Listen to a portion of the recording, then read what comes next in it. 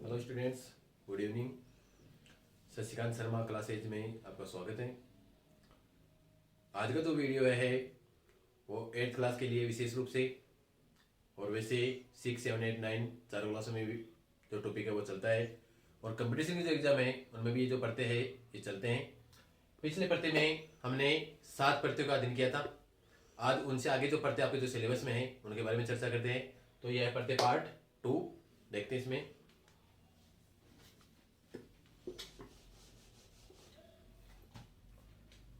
8वां number का जो आपका पढ़ते हैं वह है तरह पढ़ते।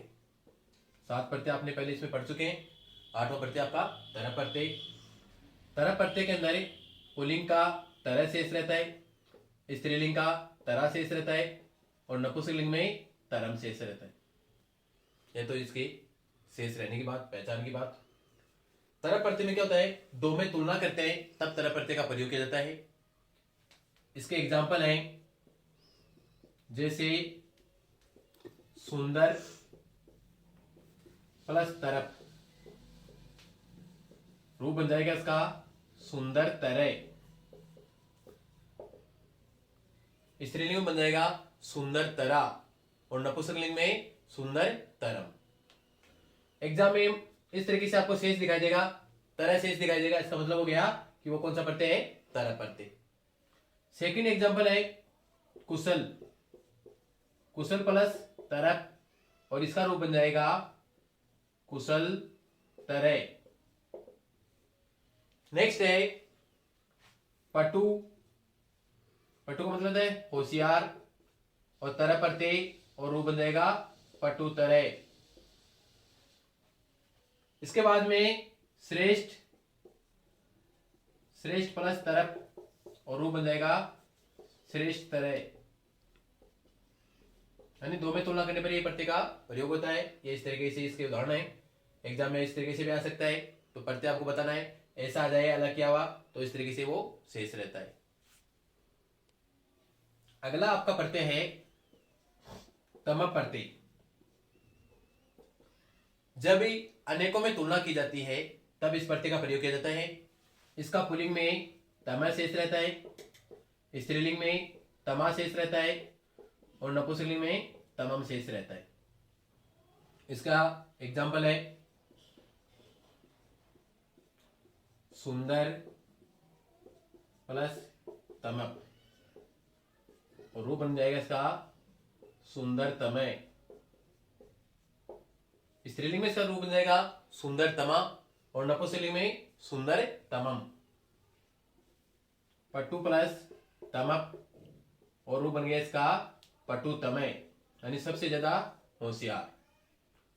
कुशल में जोड़ेंगे रूप बन जाएगा कुशल तमय, कुशल तमय। उसके बाद में मधुर, मधुर में जोड़ेंगे मधुर प्लस तमप, और रूप बन जाएगा मधुर तमय। या दीर्घ में जोड़ेंगे या गुरु में जोड़ेंगे, गुरु यानी बड़ा होता है, गुरु प्लस तमप, रूप बन जाएगा गुरु तमय। तो ये इसके सारे उदाहरण है। पहचान के लिए लास्ट में आपको तमय शेष मिलेगा। अगर पुल्लिंग का रूप है तो स्त्रीलिंग का होगा तो तमा शेष रहेगा, और नपुंसकलिंग का तो आपको तमम रूप मिलेगा। अगला जो प्रत्यय आपका वो है कत्वतु प्रत्यय। यह प्रत्यय भूतकाल के लिए होता है, और इसका पुल्लिंग में वान शेष रहता है, स्त्रीलिंग में वती शेष रहता है, और नपुंसकलिंग में वत शेष रहता है। एग्जाम्पल है इसके जैसे पट धातु में जोड़ेंगे पट प्लस कत्वतु, रूप बन जाएगा पठितवान। स्त्रीलिंग बन जाएगा पठितवती, नपुंसकलिंग बन जाएगा पठितवत। गम धातु में जोड़ेंगे रूप बन जाएगा गतवान। क्री धातु में जोड़ेंगे क्रिया यानी करना, और रूप बन जाएगा कृतवान। उसके बाद में दृश्य या पश्य धातु जो है उसमें जोड़ेंगे, रूप बन जाएगा दृष्टवान। इस तरीके से इसका रूप बन जाएगा। तो ये सारे जो थे वो थे कर्तृत्व प्रत्यय की पहचान के लिए। वाहन आपको शेष दिखेगा सब में, या आप तवान में देख सकते हो, लेकिन वाहन आपको दिखाई देगा। तो इसकी पहचान है। अगला जो प्रत्यय है वो है आपका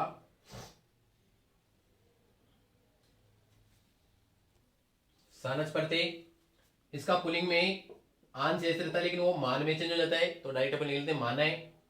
स्त्रीलिंग में माना और नपुंसकलिंग में मानम। जैसे सेव धातु में जोड़ेंगे इसको, सेव प्लस सानच, और रूप बन जाएगा इसका सेव माने। ये पुलिंग में हो गया। स्त्रीलिंग में बनेगा तो सेव माना, इस तरीके से हो जाएगा, और सेव मानम। उसके बाद में वृत्त में जोड़ेंगे और रूप बन जाएगा वर्तमान। ये जो री की मात्रा है ये ऊपर चला जाता है और रूप इस तरीके से बन जाएगा वर्तमान। उसके बाद में शुभ धातु में जोड़ेंगे, ऊ का ओ बन जाता है और रूप बन जाता है इसका शोभ माने। क्री धातु का भी इसका जो रूप है वो थोड़ा सा अलग चलता है और रूप बन जाता है कुर्वाणे। लब धातु में जोड़ेंगे और रूप बन जाएगा इसका लब माने। तो ये जो एग्जाम्पल आपको दिखाए जा रहे हैं ये सारे एग्जाम में आने वाले उदाहरण है। इससे आपको पहचान पता चल जाएगी। माने माने, इस तरीके से इसके उदाहरण रहेंगे। अगला प्रत्यय आपका इन्हीं प्रत्यय, या इसका कई बुकों के अंदर इनके नाम से भी मिल जाता है। इसका पुलिंग में ई शेष रहता है। जैसे एग्जाम में पुलिंग वाले पूछता आपके, गुण के अंदर जोड़ेंगे गुण प्लस इन्हीं प्रत्यय और रूप बन जाएगा इसका गुणी। धन में जोड़ेंगे रूप बन जाएगा धनी। उसके बाद में सुख में जोड़ेंगे रूप बन गया सुखी।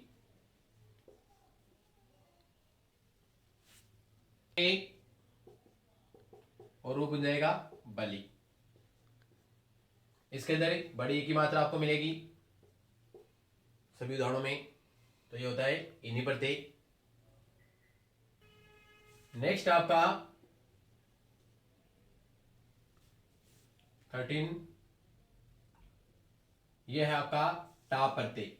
कई बुक के अंदर इसका दूसरा नाम आता है आ प्रत्यय। यह है स्त्री प्रत्यय का भेद है, यानी यह है पुल्लिंग शब्दों से स्त्रीलिंग बनाता है। एग्जाम्पल है इसके, आई शेष रहता है, इसका शेष आई रहेगा इसका।